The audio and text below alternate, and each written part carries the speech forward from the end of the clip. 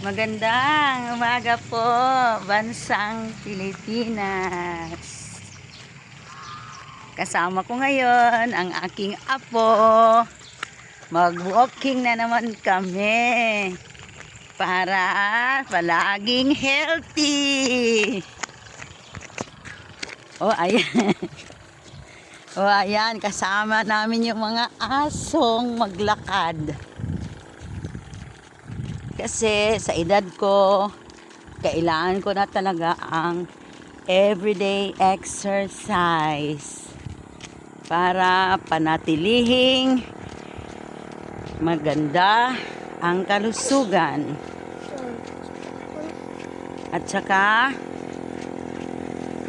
upang hahaba pa ang buhay.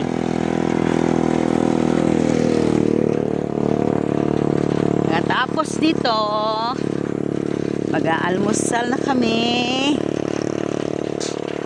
And then, maliligo. O, diba? Sarap ng buhay sa probinsya.